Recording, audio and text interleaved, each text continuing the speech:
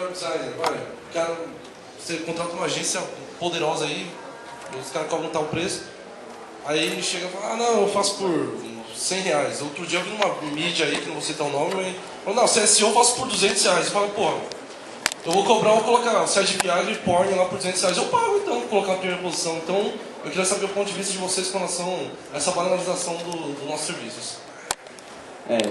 Eu trabalho com o Heron, então a gente já discutiu bastante isso dentro da empresa. Um problema, eu acho que foi o último problema que eu vi na área, né, mais recente, foi essa banalização do preço de SEO. Eu acho que é um problema não só de SEO, mas web design, programação. Mas eu acho que vai muito do profissional, digamos assim, que aceita o valor ou subestima o valor do seu trabalho. Eu acho que profissionais como os que estão aqui, vocês que estudam, que ralam, pagam por um evento, vocês têm que valorizar a profissão de vocês. São vocês quem comandam o mercado, entendeu? Depende de vocês aceitar ou não o valor. Quando, por exemplo, se for um trabalho de web design, pedir lá R$300 por um website, você fala não, procura um outro.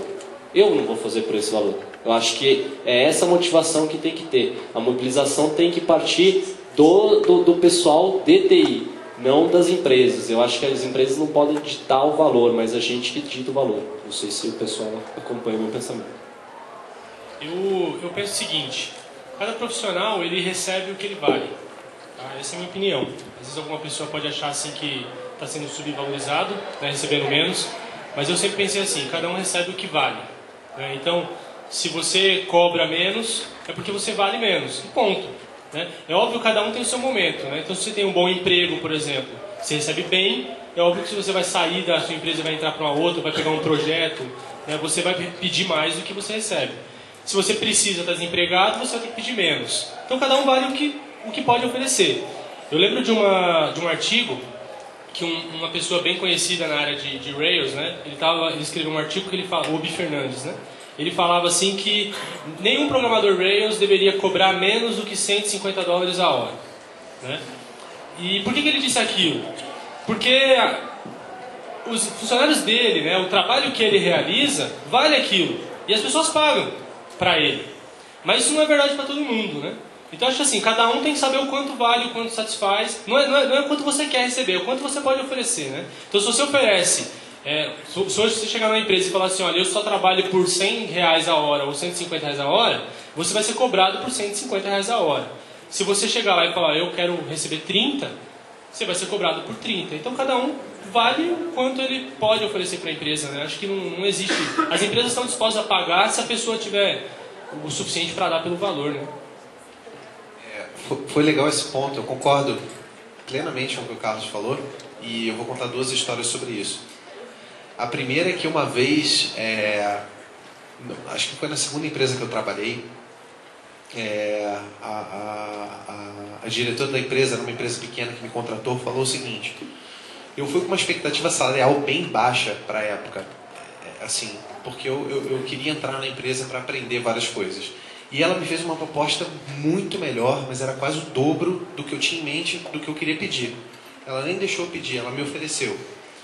E aí eu perguntei, falei, pô, tá ótimo, aceito, onde é que eu assino agora? Vamos começar agora, eu preciso receber logo essa grana. E aí ela falou uma coisa pra mim que me quebrou, que ela falou o seguinte, você vale isso.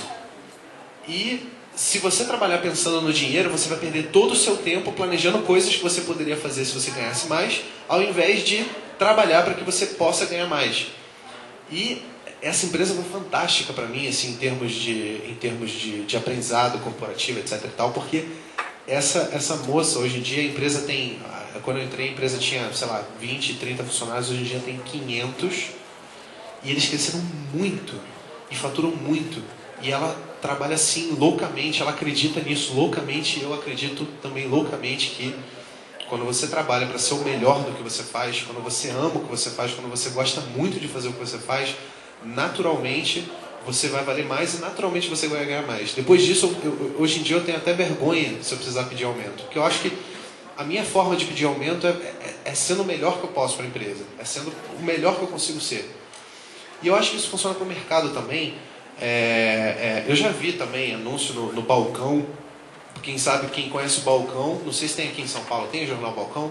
É um jornal que você liga e faz um anúncio por 25 centavos, e é basicamente um Mercado Livre em papel. E aí tinha lá, faça o seu site, comércio eletrônico, não sei o que, R$200.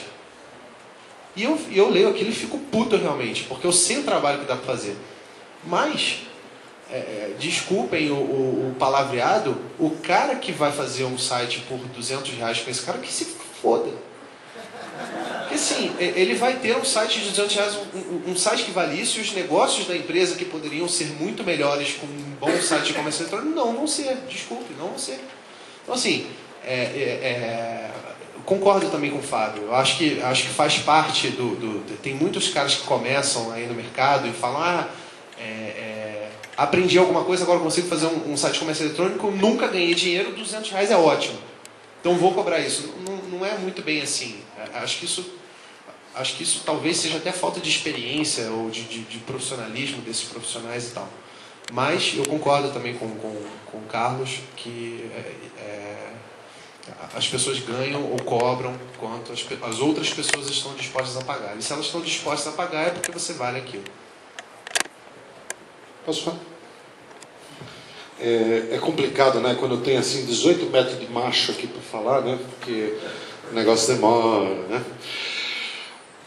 Quem conhece São Paulo sabe onde fica aqui o Morumbi, né? Aqui a ponte do Morumbi, na Zona Sul. Ontem eu fui num cliente, o cliente me chamou, 3 horas da tarde, fiquei 40 minutos esperando o cliente lá na empresa dele e tal. Porque ele estava desesperado. Sexta-feira passada eu fui lá porque ele queria uma proposta para quarta-feira às 10 horas da manhã. Ou seja, eu trabalhei o final de semana, né, o feriadão e tal, todo mundo lá na praia e tal, e eu fazendo proposta para o cara. Chegou a proposta dele às 6h15 da manhã na caixa de correio dele e tal. Na sexta-feira, ele me ligou na quarta-feira, na quinta-feira falando, você pode vir aqui agora à tarde? Eu falei, não, pera lá. Agora à tarde não, você está achando que isso aqui é McDonald's? Que é 2 hambúrguer, alface, queijo, molho especial em 30 segundos? Não é assim? Posso ir amanhã. Não, então tá bom, amanhã você dá uma passada aqui 3 horas da tarde. Beleza, fui lá. Aí o cara sentou comigo na mesa e falou assim, a sua proposta, ela é tecnicamente 10 vezes melhor do que qualquer uma que eu tenho. É assim, é no mínimo 10 vezes melhor. Só que o seu preço é 350% maior. Nossa!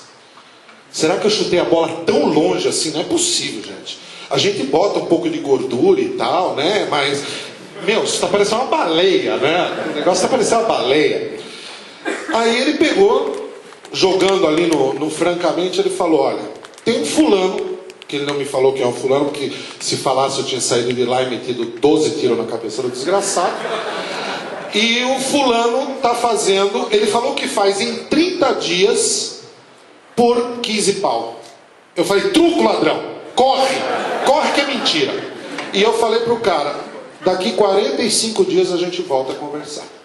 Porque a ferramenta que ele está utilizando, que ele te ofereceu, ela não tem isso que você colocou na sua requisição, não tem isso, não tem isso, não tem isso, não tem isso, não tem isso. Como é que ele vai fazer?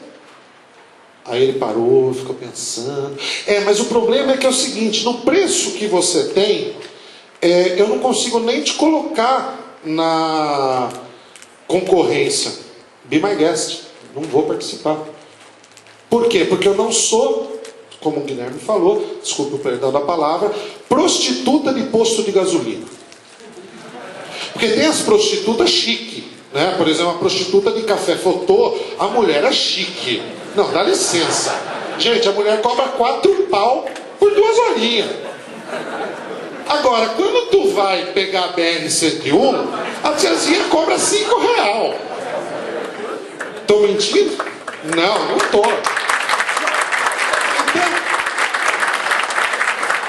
Até quando vocês vão ser prostitutas de posto de gasolina? Agora eu peguei na veia, né? Porque um cara que fez isso que o cara fez comigo ontem, eu não fiquei puto porque eu perdi o negócio. Porque quando é fair game, quando é jogo limpo, eu perdi porque tecnicamente eu sou um pouco inferior, ou porque o meu prazo está maior, ou porque a diferença de preço eu não pude negociar. Isso para mim é jogo limpo. Agora, um cara que me faz um negócio desse, Ele está se prostituindo, primeira coisa. Segunda coisa, ele está prostituindo o mercado. Porque ele prostitui a todos nós. A partir do momento que vocês fazem isso, vocês ferram o meu negócio. E eu ferro o negócio de vocês. Ou seja, vai todo mundo pro buraco. Ao invés da gente fazer uma espiral para cima, a gente faz uma espiral para baixo, para dentro do buraco. É isso que acontece normalmente com o mercado de TI. Claro, meus amigos, que existem situações que o cara está passando fome, que ele tem 3 bocas na família para sustentar, que ele tem a hipoteca da casa, ele tem a prestação daquele carro Celta 1000 que ele comprou em 60 prestações, aquela TV de plasma, piriri, pororó, o cartão de crédito, tudo bem. Agora, gente, entre você pegar e cobrar um preço que é efetivamente correto e você se prostituir, existe uma estrada tão grande quanto uma Belém Brasília. Então, o que eu penso da questão do mercado é isso. Eu acho que, enquanto nós estivermos numa situação, que é a situação, por exemplo, que acontece no Sudeste Asiático, que é o que acontece na Índia. Eu vi programador, um cara com certificação PHP e certificação Zend, cobrando $50 o dia de programação. Não importa quantas horas são. Se você falar que você precisa fazer um treco, que aquele treco vai levar 12 horas, você vai pagar $50. Que sejam 10 horas, você está pagando $5 por hora para o cara que tem certificação PHP, ou seja, R$10. Meu, R$10 eu fico coçando o saco em casa, de manhã passo pomada à tarde para coçar de noite. Na boa. Agora, o indiano precisa fazer isso. Por que o indiano precisa fazer isso? Porque eles têm, como o Lully falou hoje, de cada 5 filhos que tem no mundo, nunca tenham 5 filhos. Nem 4, só tenham 3. Porque dos 5 que você tiver, um vai ser chinês e o outro vai ser indiano. Então você não sabe quem é. Estatisticamente é isso. Os caras têm 1,3 bilhão de pessoas morando naquela favela. Porque, desculpem, a Índia é uma favela. Não é nada mais do que isso. Ah, o Rio de Janeiro tem favela? Tem, né, Guilherme? Tem os morros lá, né? Aqui em São Paulo também tem. Gente, é Zona Sul, perto do que a Índia. Pode ter certeza. Já passei por lá. É uma desgraça. Os caras precisam fazer isso. Agora, efetivamente, a gente precisa? Enquanto a gente não pegar e jogar o mesmo jogo, um está pegando e chutando a bola no saco do outro.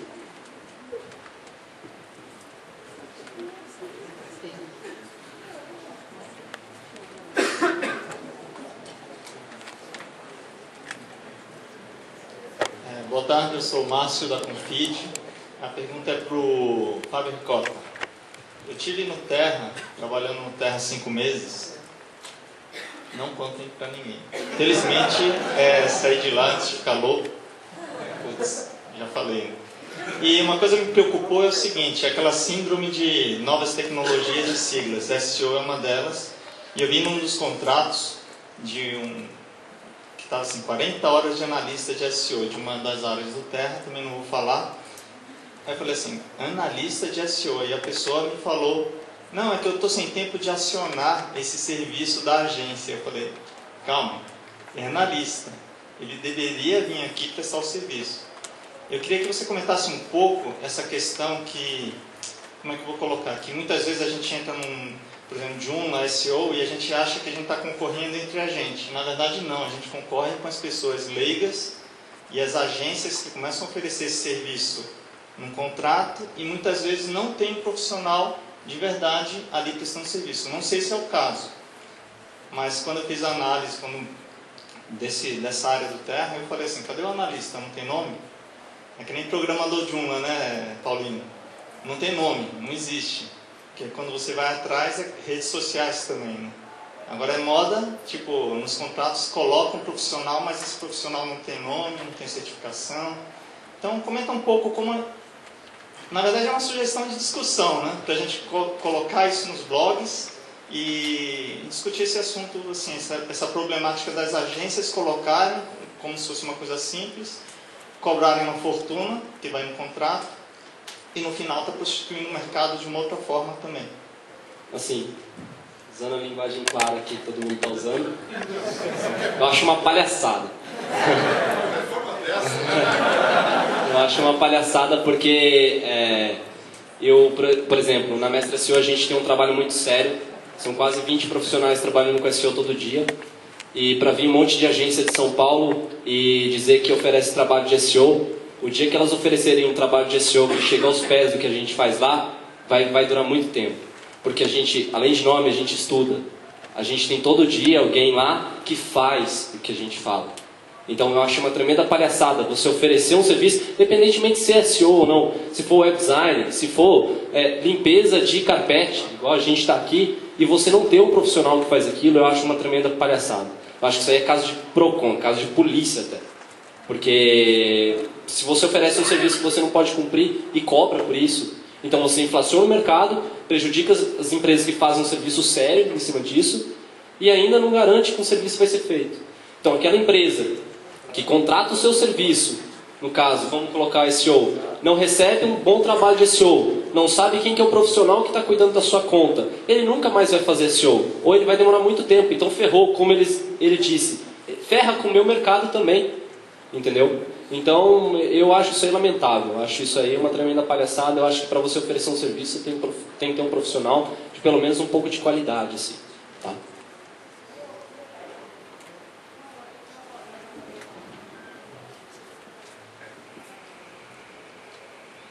Oi, eu queria pular um pouco, só para um lado mais tecnológico, assim, fazer uma pergunta um pouco mais tecnológica. Hoje a gente tem a W3C, que ela regulamenta os padrões web da atualidade mesmo, em geral. Nós temos padrões como XHTML, o SOAP, o XML, na verdade o XMRPC não é nenhuma recomendação, mas nós temos uma série de padrões que eles não são seguidos. O próprio SVG, no caso, ele está sendo utilizado agora, só que ele não é um padrão geral para todos os navegadores. E eu queria saber de vocês, no mundo que hoje a gente usa Ajax, tem todas essas tecnologias, manipulação, Flash, vai usar um monte de coisa para fazer uma aplicação rica na web, até que ponto vale a pena você se ater aos padrões da W3C, que é uma organização que já está fundamentada faz tempo, embora um pouco retrógrado, ou utilizar os padrões novos e estar se adaptando aos navegadores, né, ao que eles demandam, na verdade. Eu não tenho vou dar uma resposta que pode parecer evasiva, mas como o foco é mercado de TI, eu vou fazer uma pergunta, eu vou fazer uma análise bem em termos de projeto mesmo de TI. Qual o problema que você resolve com isso? Entendeu o lance? Assim, existem padrões para tudo. Algumas vezes, se você for... Assim, eu talvez possa ser desconhecimento meu de benefícios de aderir a padrões da W3C. Eu, inclusive, tento aderir a eles, mas eu acho que eu não sei, assim, eu vejo pessoas no nível de insanidade querendo fazer essas coisas, então não sei até que ponto que vale a pena. Eu acho que essa é a minha opinião. Eu acho que vale a pena fazer tudo que vale a pena. Eu acho que, assim, é a velha guerra. IE contra o mundo. Entendeu? Microsoft, realmente. Eu acho que quando você tem várias empresas que almejam grana, eles vão adotar o padrão deles. Eles vão adotar o padrão da comunidade. Eu acho que isso aí está mais para frente, e como o Lully até abordou, questão de futuro, eu acho que está um pouco mais para frente, e a hora que alguém bater o martelo e falar assim, olha, todo mundo que for produzir para a web tem que seguir padrão. Se algum dia alguém conseguir bater o martelo, eu acho que vai ser produtivo. Mas enquanto isso não. Enquanto isso vai ter, que seja a Microsoft, que seja a Apple, que seja a Mozilla, que seja daqui a pouco vai surgir uma outra marca com outro browser que vai seguir outro padrão e que vai seguir metade do padrão, entendeu? Então eu acho que tem que avaliar bem aonde você quer aplicar, quais padrões, mas eu não descarto os padrões da W3C, eu acho isso muito importante, tá? Mas eu acho que enquanto você tem marcas diferentes produzindo produtos diferentes, eu acho que vai ser complicado, tá? Boa tarde.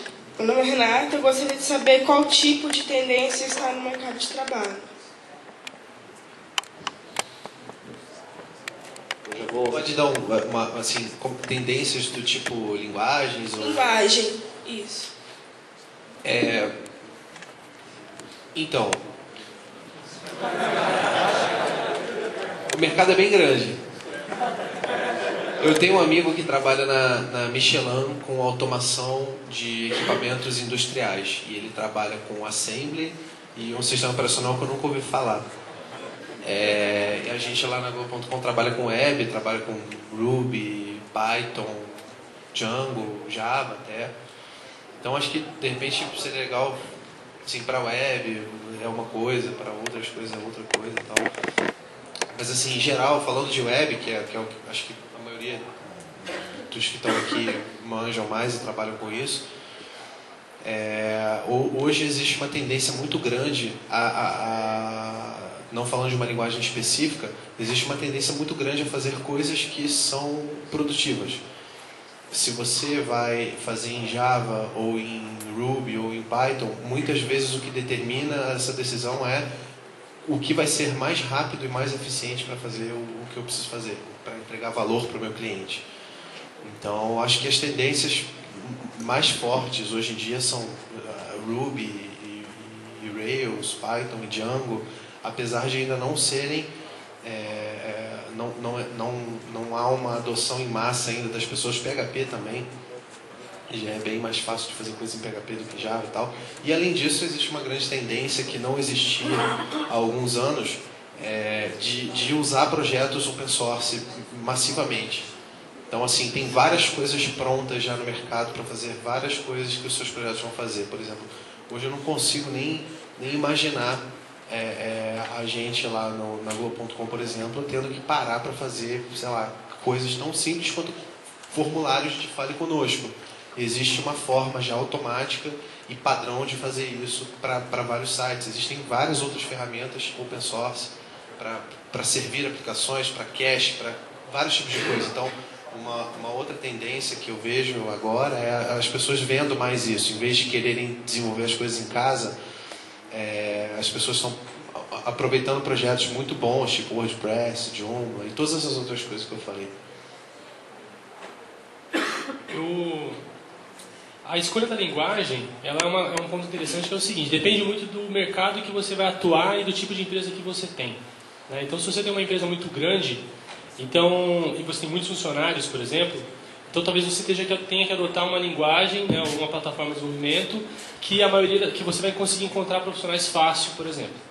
Mas se você tem uma empresa pequena, né, ou se você trabalha sozinho, né, como freelancer, por exemplo, às vezes a ideia de adotar uma tecnologia mais dinâmica, né, que aumente a produtividade, ela pode ser mais interessante, né? Um exemplo é que às vezes nós lá na Surjux, por exemplo, a gente vai competir em algum projeto com a concorrência, né?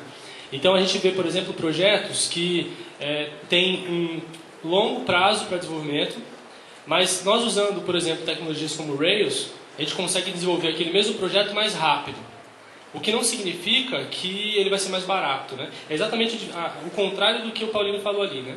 Então, talvez tenha um projeto lá que fala assim, em 30 dias eu não entrego.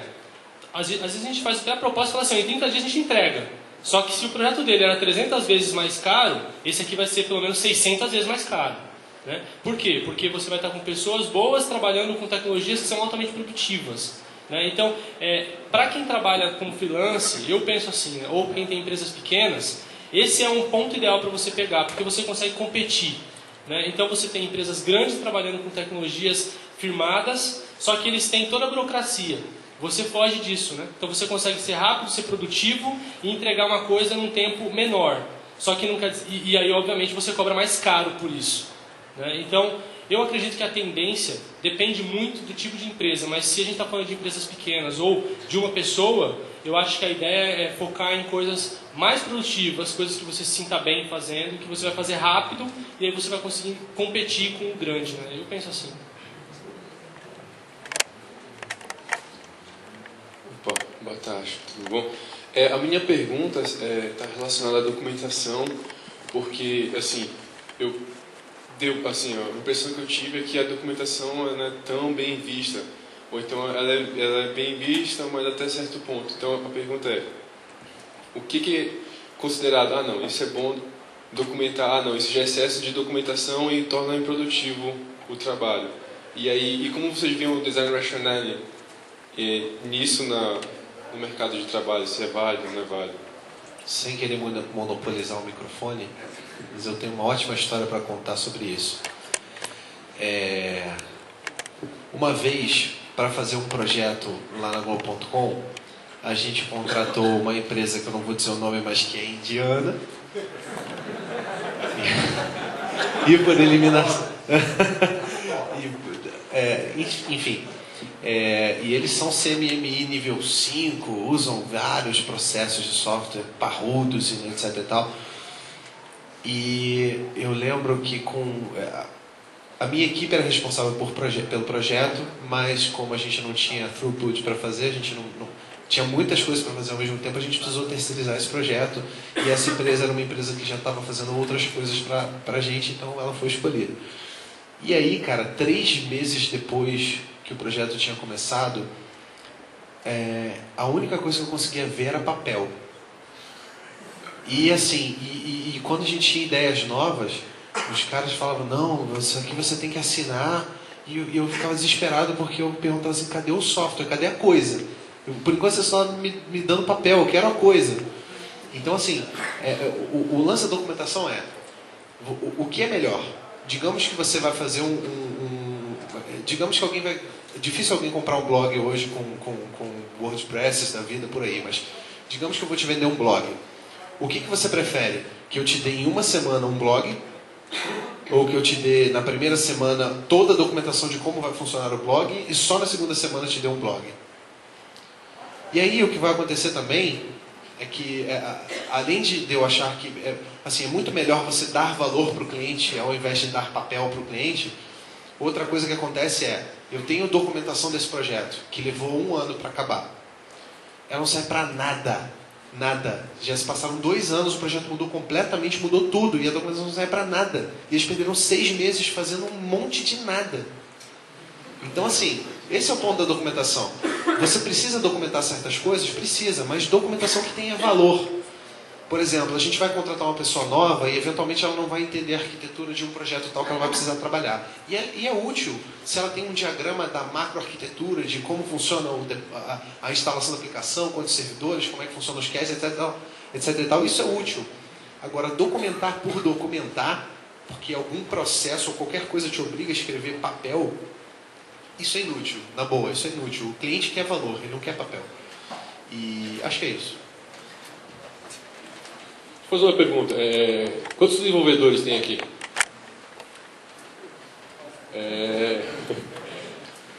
Vocês foram dar uma manutenção numa tela, né? Chegou o coordenador, o gerente, seja quem for, te deu, falou, essa é a documentação dessa tela, tá? Isso você precisa fazer. Virou as costas, o que vocês fizeram? Leram a documentação ou olharam o código? Eu olhei o código. Então assim, é bem relativo essa situação de documentar. Como o Guilherme estava falando, a documentação tem que ser necessária, né? Bom o suficiente.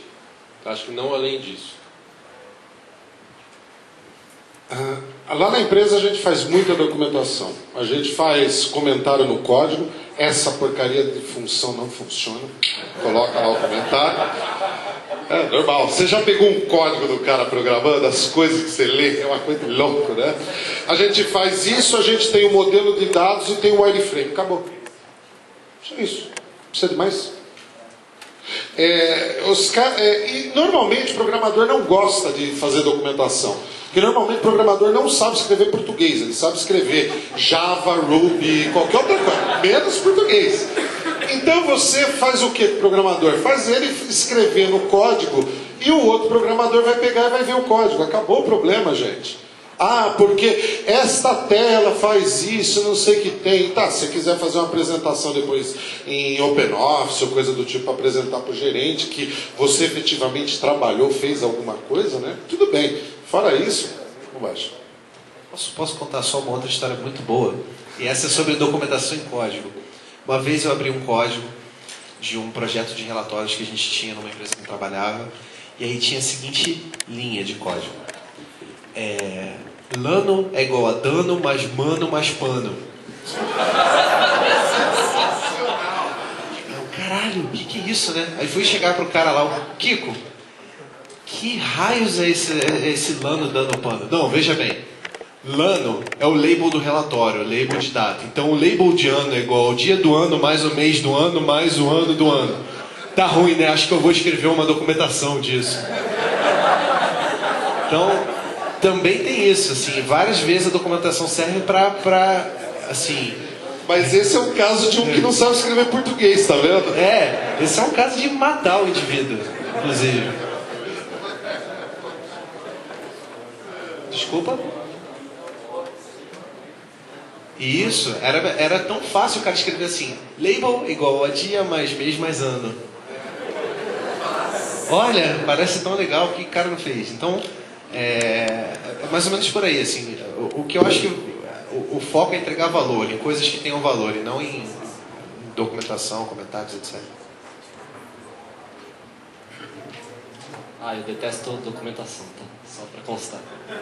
Não documento também. Mas já puxando outro assunto aqui, o que acham da abordagem de tirar uma certificação como fórmula mágica, pensando mais em remuneração no que prestar um serviço melhor? Guilherme, eu acho que é Fran de comunicação. Fran. Cara, peraí. Não, mas como é que é a história aí da pergunta? Mas ele respondeu a pergunta. Certificação é uma fórmula mágica para ganhar dinheiro. E não é só para ganhar dinheiro. Uma vez eu li num fórum o seguinte, os caras discutindo sobre certificação, o cara falou assim, não, eu acredito em certificação. Por exemplo, quando eu vou no mercado e eu vou comprar uma picanha, geralmente eu compro a picanha que tem certificado, porque normalmente a carne com selo é melhor. E aí tu come o selo. Então assim, o que eu acho da certificação? Foi mal, estou monopolizando de novo. Eu acho a certificação, eu acho que você, num momento da minha vida eu já acreditei, porque eu via da seguinte forma, me venderam da seguinte forma. Olha, é legal porque as empresas precisam saber que você sabe alguma coisa, né? Precisam se certificar de que você sabe alguma coisa, e se você tiver um certificado de que você sabe Java, por exemplo, é muito legal. E aí, quando você for tirar esse certificado, você vai ter que estudar para aprender, etc e tal. Ok, acho que foi justo. Aí eu fui tirar minha certificação e é decoreba a prova. A minha filha, de 4 anos, talvez passe numa prova de certificação. É sério, é decoreba. Se eu chutar, são só perguntas de múltipla escolha que eu posso chutar e posso eventualmente passar. Eu, por exemplo, eu tenho vergonha de dizer isso, então não riam. Eu tenho uma certificação de vinhete, que eu tirei em 2000, 2001, para prestar serviços para um cliente. Se algum de vocês aqui sabe vinhete, vocês podem saber muito melhor do que eu, e eu, por ser certificado, posso ganhar de vocês, que têm conhecimento, mas não a certificação, numa concorrência para fazer um projeto com um cliente. Isso é imbecil. Porque assim, eles vão estar fazendo um projeto com um imbecil em vinhete, ao invés de fazer com alguém que saiba alguma coisa. Então,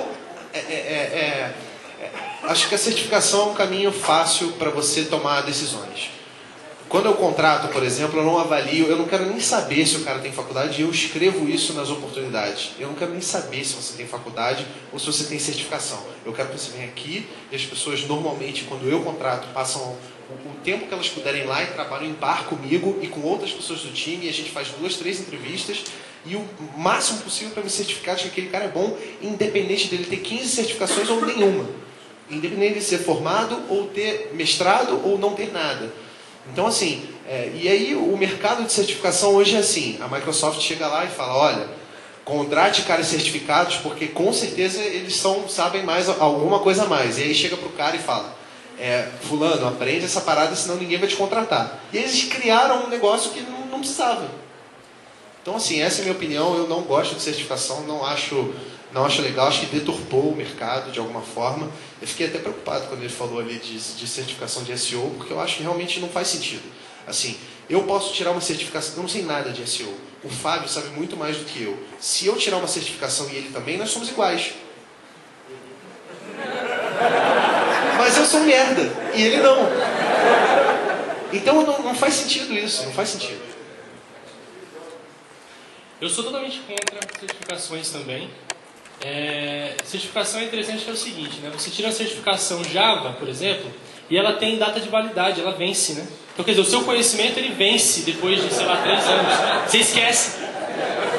Por exemplo, você esquece o que você aprendeu. Então, quer dizer, certificação é para dar dinheiro, mas não é para você. Tá? Não é para você, é para as empresas que fazem os cursos e para as empresas que oferecem a certificação. Eles ganham muito dinheiro, você não. Então, assim, certificação é só um papel, né? Só ali, qualquer pessoa consegue tirar, né? Que você é um bom decorador, né? Você consegue guardar a informação bem na cabeça. É só isso, né?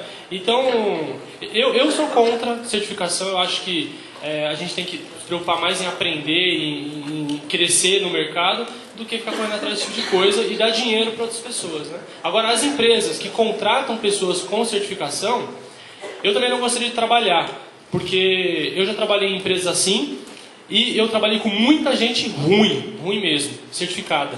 Né? Então, quer dizer, uma empresa que olha para esse tipo de coisa é porque a empresa realmente não entende o programador, ela não sabe o que ela está contratando, ela está olhando um papel, é igual o cara da picanha que está comprando a picanha porque é certificada, mas ele não sabe a diferença, quem fez, como foi feito e tal.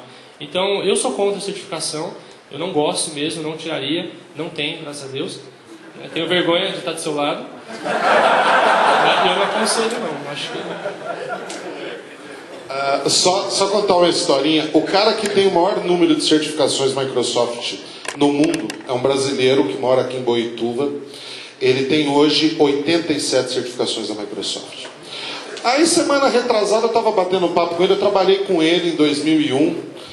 Inclusive a gente estava batendo um papo quando apareceu, a gente tinha os monitores na sala dos aviões lá nas Torres Gêmeas e tal, até cortou nosso papo e tal, o negócio, enfim. E a gente conversando semana passada, eu falei, pô, cara, e aí, com quanto você tá? Ele falou, eu tô com 87. Eu falei, nossa, e aí, você vai parar quando? Cara, quando eu chegar em 100 eu paro, vai, porque eu tô cansado já. Ele não faz nada com aquilo, pra ele é hobby. É hobby. Aí sabe como é que ele tira a certificação? Ele pega ele faz uns resumos. Ele tem, por exemplo, uma prova de Active Director no sábado. Na quinta-feira ele pega os resumos, dá uma lida, tal. No sábado vai fazer a prova e passa. Mais ou menos assim, o que vocês acham? Deixa eu só falar mais uma coisinha sobre isso. O Paulino escreveu um post que eu adorei. E o título é o seguinte, no blog dele. O título é o seguinte: Steve Jobs é burro. E é mesmo, burrão. Ele é muito burro, ele é um idiota, porque ele fez o iPhone, porque ele fez o iMac, ele fez um monte de coisas super relevantes na nossa vida, mas ele não tem uma certificação, portanto ele é burro, ele não tem uma formação, não tem faculdade, aliás, ele fez meia faculdade de caligrafia. Ele é um animal, ele é burro. E aí eu pergunto pra vocês, ele é realmente burro? E eu pergunto de novo para vocês, faz sentido avaliar alguém de acordo com os selos que ela tem, que ele tem os certificados que essa pessoa tem?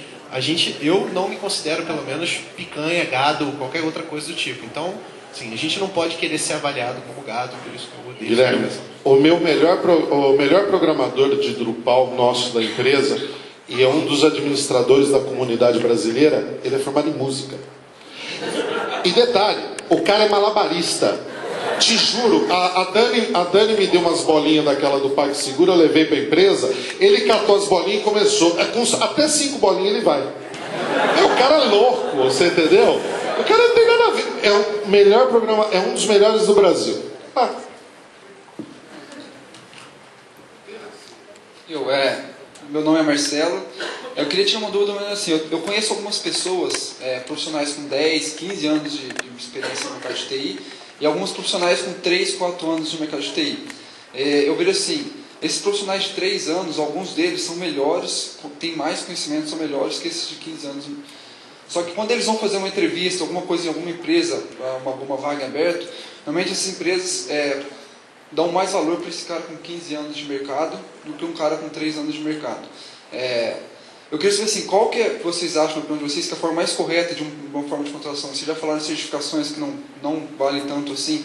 Como que você avaliaria um cara um potencial para a tua empresa, a não ser o cara de 15 anos, que talvez ele sabe fazer só aquele feijão com arroz, ele nunca evoluiu, mas um cara com 3 anos que está aí com vontade de crescer. Como que vocês avaliam isso? E como, na empresa que vocês trabalham, como que vocês fazem esse processo seletivo? para encontrar os talentos? Deixa eu começar aqui, a gente vai assim. Bem, rapidinho, prometo para você. Essa questão dos 15 e dos 3 anos é igual seguradora. O seu preço do seguro do teu carro vai ser mais alto se você tiver menos anos de carteira de habilitação. Isso é um fato. Não é enrolação. Porque um cara que tem 15 anos dirigindo tem muito mais experiência do que você que tem 3. Ou seja, eu discordo do que você falou, que um cara que tem 3 anos tem mais experiência que um cara que tem 15. Balela. Ele pode ter um conhecimento específico se ele ficou 3 anos, por exemplo, trabalhando com a ferramenta de DNS. Agora, dizer que ele tem mais conhecimento que um cara que tem 15, a menos que o cara que tem 15 seja uma mula. Aí é outro assunto. Tá? Para resolver isso, ele procurar empresas que não são as empresas tradicionais. Que é o nosso caso, por exemplo. Eu estava, inclusive, uma das minhas desenvolvedoras, acho que ela até já foi embora já. Ah, não, ela está lá. Oi, tudo bom? Eu não quero saber da experiência dela. Eu quero saber ela ali, sentada. Show me the code. É isso que eu quero saber. Entendeu? Estagiário, quando entra na nossa empresa, eu não peço currículo. Tem currículo? Estagiário tem currículo? O cara está estagiando, meu Deus do céu. Então o cara não pode ter currículo porque ele está estudando. Ele não trabalhou. Ao contrário daquelas empresas que querem... Venha fazer estágio, 2 anos de Java, 3 anos de PHP, isso é fato, né? Então ele vai ter que sair da questão do tradicional. Ele vai ter que mostrar efetivamente, eu sou bom naquilo que eu faço. Senão, meu amigo, o cara de 15 anos vai levar e vai mesmo. Eu concordo com o Paulino na questão de, óbvio, profissional de 15 anos tem muito mais experiência que um profissional de 3, 4 anos. Mas eu acho que quando você abre uma vaga para os dois, eu acho que você tem que ver o perfil da vaga que você quer. Se você tem um perfil da vaga que você quer um profissional mais estável, para dar estabilidade, coordenar uma equipe, trocar ideias, o que ele já viveu, eu acho que de 15 anos você deve o melhor. Mas se você quer um profissional que inove, que o papel dele, além de coordenar ou codificar, ele tem que inovar, eu acho que aí você tem que contratar um cara de 4 anos. Porque provavelmente ele tem uma capacidade de aprender muito maior do que o cara que já está 15 anos no mesmo ramo. Entendeu? Porque o de 15 anos, ele pode ser um cara muito ativo, que corre atrás, mas ele também pode ser um cara que estagnou já no conhecimento. Para ele já saturou o conhecimento, a cabeça dele não está aberta a novidades. Já para o cara que está 3 anos, por exemplo, eu estou 4 anos no mercado de SEO, eu estou aberto a novas ideias ainda. Mas imagina uma pessoa que imagine que esse SEO fosse já 15 anos, o cara já não tem muita abertura a muitas ideias diferentes. Então acho que tudo depende da tua vaga de perfil. Tá.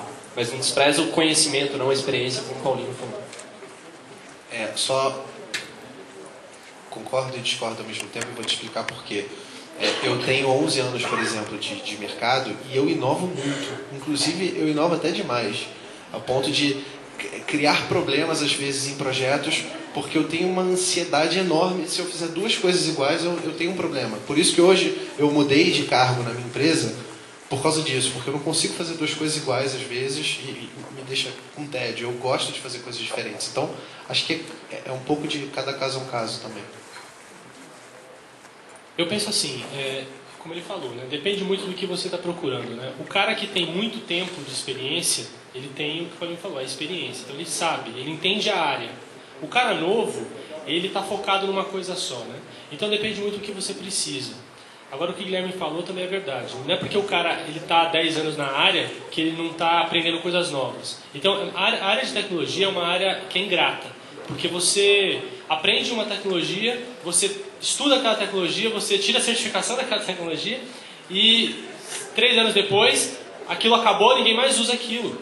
Né? E você tem que começar de novo. E qual é a diferença do cara que está começando agora a aprender uma tecnologia nova, né? De um cara que já trabalhou com outras tecnologias no passado e também está aprendendo agora essa tecnologia nova? Então, os dois estão no mesmo patamar de conhecimento. Né? A experiência vence quando você precisa dela. Né? Então, se você precisa de uma pessoa madura na área de desenvolvimento, por exemplo, que tenha conhecimento de programação e entenda como a coisa funciona, prise pela experiência. Só que você vai pagar, obviamente, mais caro por isso. Se você precisa de alguém que manja muito daquela tecnologia e que vai trabalhar só com aquela tecnologia, tanto faz. Você pode contratar a pessoa mais nova, porque ela vai conhecer aquela tecnologia, só que ela não vai contar com a experiência. Então depende muito, né? Depende muito. Mas os novos, quem está começando agora, não tem que ter medo dos velhos, né? Porque vocês estão numa vantagem gigantesca. Vocês estão começando a aprender uma coisa e o cara que está há muitos anos também está começando junto com você. Porque a coisa mudou, né? Então é tudo muito novo, é muito rápido. Então não faz diferença, né? Então eu acho que só vale a pena a experiência quando você precisa dela, quando ela se torna prática para o negócio andar. Agora, se é só programar ou se é só fazer o design, tanto faz. Eu acho que tem um fator importante também, é de você confiar em si. Independente de você ser 15 anos de carreira ou 3 anos, você tem que confiar no seu trabalho. Você tem que saber que você é bom no que você faz. Tem que gostar. Se você gosta, faz com amor e é bom, mais velho, mais novo, acho que depende. Se você for fazer uma concorrência direta, vai sentir essa segurança da sua parte. Meu nome é Danilo e vocês falaram muito sobre estudo, quão importante o profissional estar sempre estudando. Eu gostaria de saber qual a experiência de vocês, se vocês sabem, assim, se vocês acham importante aproximar as empresas, né, o corporativismo, né, das universidades aqui brasileiras, né, que fazem pesquisa, né, nessa área de TI. Vocês têm experiência nisso? Vocês se interessam por isso? Alguém tem algum caso assim? Que universidade brasileira que faz pesquisa na área de TI? Desculpa, Paulinho. Qual? A minha universidade que eu formei faz. Desculpa, a tua não é em qual nível que a sua universidade está no mundo? Qual que é o patamar dela? No mundo? É. No mundo não faço. Então. A melhor universidade brasileira na pesquisa chama-se USP. E ela está no 97º lugar do mundo, sendo que existem 12 indianas na frente. Quando eu estive em Singapura, eu cheguei na frente da biblioteca de Singapura, eu sentei e quase chorei. Sabe por quê? Eles têm 15 andares de biblioteca com 3.500 máquinas rodando numa rede de fibra ótica. Eu digo isso da universidade pelo seguinte: o nosso governo não faz pesquisa. FINEP é um engodo. Sabe por que é um engodo? Porque eu que tenho empresa, se eu for precisar da FINEP, ou se eu for precisar de qualquer recurso público para levar dentro de uma universidade, eu não tenho. Tem uma pessoa que está dentro desse auditório, que ela está fazendo mestrado na Federal de São Carlos, que eu vou pagar do meu bolso, da minha empresa, ajudar o mestrado dele. Porque nem o governo brasileiro dá condições dessa pessoa fazer mestrado. Então, quando eu falo que universidade faz pesquisa no Brasil, é o quê? O nosso governo, a nossa sociedade, ela é pífia nisso. Aí vem a Microsoft dizer que faz pesquisa, dando o quê? Dando máquina com Windows para o governo de São Paulo colocar nas escolas. Se é disso que a gente está falando, desculpa, a gente não faz pesquisa. Sim, não tenho como dizer que o laboratório de luz síncrotron da Unicamp não faz pesquisa. Fazem muita. Nós temos tecnologias, nós temos descobertas na área da física maravilhosas, principalmente na parte de física ótica, na parte de astronomia. Só que o que nós aproveitamos efetivamente disso? O Lully tem uma resposta que eu achei maravilhosa.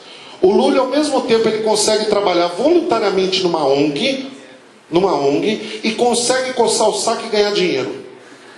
Porque ele é professor da USP, ele coça o saco para ganhar dinheiro na USP. Por quê? Porque se ele der uma bosta de aula, ou se ele der uma aula boa, o governo está pagando ele. Não é isso? Ele vai receber do mesmo jeito. Então o problema nosso não é a empresa chegar e vamos fazer pesquisa ou vamos investir em pesquisa. As empresas brasileiras fazem isso. Já fazem isso. O grande problema ainda é extremamente incipiente dentro da nossa sociedade por dois motivos. O primeiro motivo a maior parte dos alunos estão nas universidades querendo um diploma. Só. O que eu conheço de gente que entra numa universidade, gasta o dinheiro público, eu estou falando primeiro das públicas, gasta o dinheiro público, aí ele descobre, poxa, eu não queria fazer engenharia, eu queria fazer pedagogia. Alguém aqui conhece alguém desse jeito, que já fez 2 cursos universitários? Alguém conhece quem fez 3 cursos universitários? Quem é que está pagando isso? Sou eu. O nosso sistema educacional é equivocado, porque se você tem um vestibular para um cara de 17 anos de idade, que o cara não sabe nem o que é sexo ainda, para o cara escolher o que ele vai viver durante toda a vida dele, você acha que isso é correto? É totalmente equivocado o nosso sistema educacional. Então, quando você tem empresas, como é o caso, por exemplo, da Lucent, que faz pesquisa, que investe em cima de pesquisa no Brasil, como você tem o caso da Dextra de Campinas, que é uma empresa que foi incubada dentro da Unicamp, que hoje trabalha com software livre e faz pesquisa dentro da Unicamp, qual é o resultado que nós obtemos disso? Absolutamente nada. Então, enquanto nós não resolvermos o problema, consertando a sua pergunta, enquanto nós não resolvermos o problema educacional das universidades brasileiras, a gente pode enfiar quantos bilhões de dólares nós quisermos na educação, que vai ser o mesmo lixo. Não é a empresa que precisa fazer. Porque pesquisa é uma obrigação do governo. Pesquisa é uma obrigação da universidade pública fazer. E o governo tem dinheiro. Se não tivesse trocando passagem para levar vadia daqui para lá, a gente tinha condições de resolver o problema. Só uma última consideração. Eu acho que eu concordo em partes com o Paulinho, e outras partes eu discordo. Eu acabei de sair da universidade, faz 2 anos que eu formei. Grande parte dos meus colegas que estão ali estão na universidade. Existe esse desenvolvimento de estudos em cima de TI na minha universidade, Universidade Federal de Itajubá. Convido o Paulino a conhecer a universidade. Tem um trabalho muito interessante, um apoio muito interessante do governo. Tem uma incubadora de base tecnológica muito forte lá em Itajubá. Várias empresas estão incubadas lá.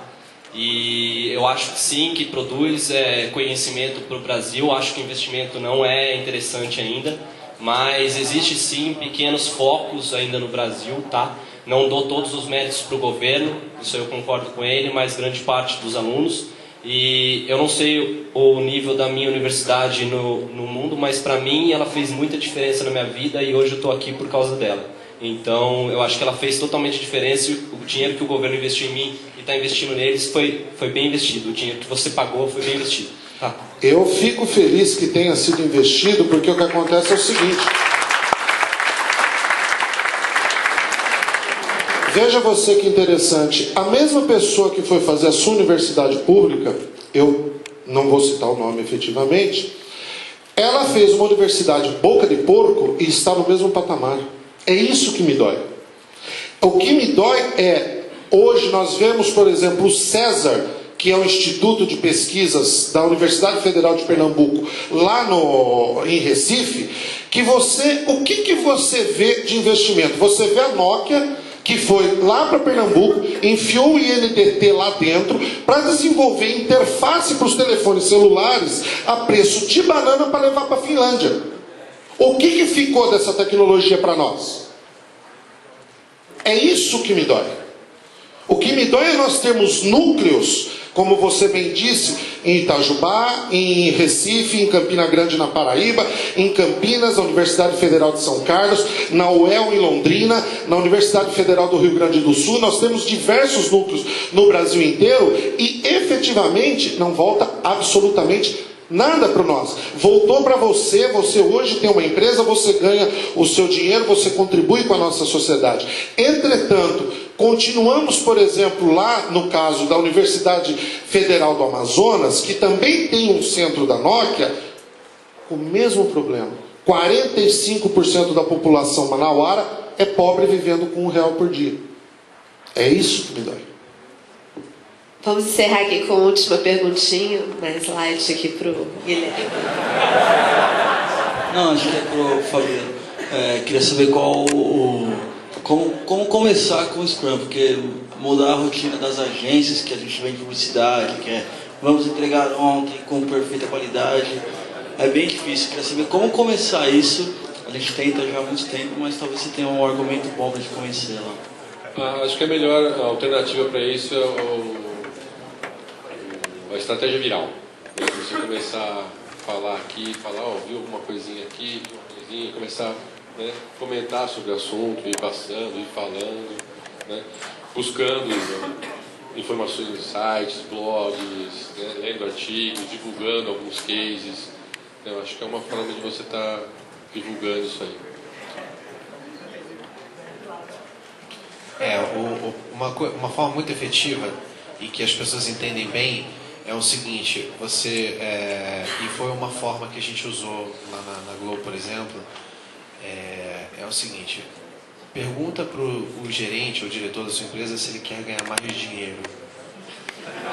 Normalmente as pessoas querem. Então, assim, lá na Globo, quando a gente começou com o Scrum, a gente começou de uma forma viral, foi uma iniciativa isolada de algumas pessoas, eu, mais algumas outras pessoas, dentro da minha equipe, montamos um projeto, modelo usando Scrum, usando outras coisas como Extreme Programming, etc e tal. Mas é muito complicado você fazer qualquer coisa, ainda mais numa empresa como a nossa, que é bem grande, você não pode fazer nada escondido. É complicado porque as pessoas ficavam atacando a gente. O que vocês estão fazendo? Que coisa de papel é esse na parede? Cadê o cronograma? Então você fica nadando contra a maré. E aí a gente, depois que a gente colocou a primeira perna lá dentro, a nossa abordagem foi diferente. Do tipo, precisamos vender isso para a empresa e a empresa precisa acreditar nisso para a gente não fazer um negócio que eles fiquem achando que a gente é hippie. Então, e a gente chegou para ele, olha só, o que você acha de maximizar o resultado das equipes? Ou seja, fazer com que a empresa ganhe mais dinheiro, retornando, dando o máximo de valor para os clientes no menor tempo possível. Ele falou, pô, isso parece legal. Como é que funciona isso? E aí a gente fez um treinamento para várias pessoas. Então, assim, é legal uma abordagem viral, para começar também. Acho que associada a essa abordagem viral, você precisa mostrar para as pessoas, e não é difícil, e principalmente o Scrum, que foi feito para ser vendido para empresas, é muito fácil você mostrar isso. É uma coisa que vai te dar mais dinheiro e você vai dar mais retorno para o seu cliente e vai todo mundo ficar feliz. Normalmente as pessoas gostam disso. Então, acho que é por aí. E só um adendo, pelo menos nas experiências que a gente está tendo aí, nas implantações, você acha que é complicado convencer diretoria, gerente? É muito pelo contrário. Na maioria dos casos, o diretor da empresa olhou para mim e falou assim, pô, mas eu já pensava nisso aí, eu já imaginava algo assim. E não acontece assim? Então, às vezes você pinta uma coisa quando você vai ver completamente diferente. Eu acho que vai do fato de você chegar e expor, mostrar realmente o ROI do cliente, de fato acontece. Né? Então são fatores que importam para esse nicho, esse perfil, né? Diretoria, gerente de donos. Paulino, Fabiano, Fábio, Guilherme e Carlos, parabéns pelo altíssimo nível do debate. Muito obrigada.